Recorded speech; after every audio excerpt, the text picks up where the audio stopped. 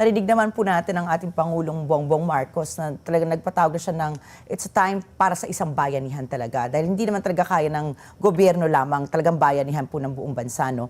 Ano po yung mga siguro masasuggest nyo bilang isang bihasa po sa political economy, no, na paano po talaga tayo makakapag-contribute sa tawag ng bayanihan sa gitna ng krisis na ito? Ma'am, ang ano po, no, talagang ang immediate need po kasi natin talaga ay yung gasolina, I mean crude oil, yung diesel, no, ay yung oil, no po. And yes, we have to be able to move to different places po, no. Pero kung hindi po siguro importanteng biyahe, pagpaliban na lang muna po natin at tayo ay magtipid sa petrolyo, ano po. Kasi po ang dahil sabi ko po ay supply driven po, no, yung ating inflation. Kapag mas marami pa rin tayong hinihingi at kinakailangan bilhin na langis, definitely po, no, tataas po yung presyo dahil inelastic.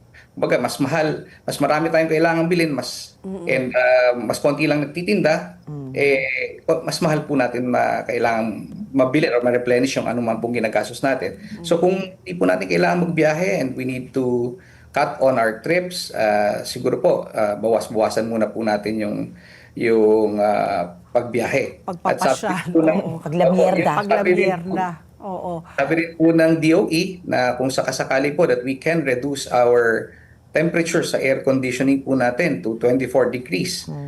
Maganda rin po na i-reduce na lang din natin sa 24 degrees instead of 18 degrees. Para mas konti po yung maging reliance natin. Opo. Para nag-aircon pa tayo kung nag-24 lang, magbentilador ka na lang. Pero Professor Mark, ito po yung katanungan ko. Yung piso po natin, no, sumadsad na, lowest na, lumampas na po sa 60. Parang last week, nag-60-10.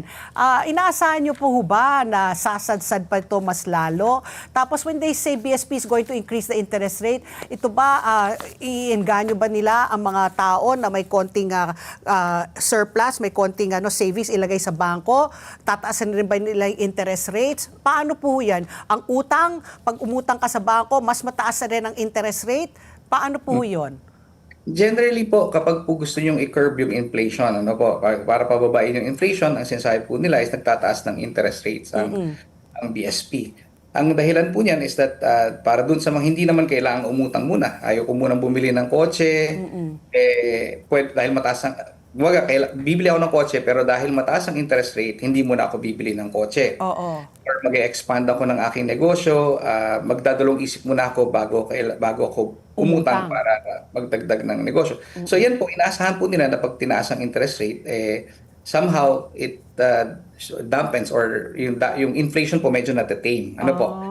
So yun po yung isang primary monetary policy po natin. No? But in the long run po, ang sinasabi po natin, so we have to address yung structural po natin na gap. Ano po? So kailangan siguro, we have to rethink na saan ba natin yung enerhiya, katulad po ng enerhiya, saan ba natin kinukuha ang ating enerhiya? So siguro po, tama po na ngayon ay meron tong drive tayo papunta sa renewable energy para yung dependency po natin sa oil ay medyo kahit konti bumaba po ng ano po.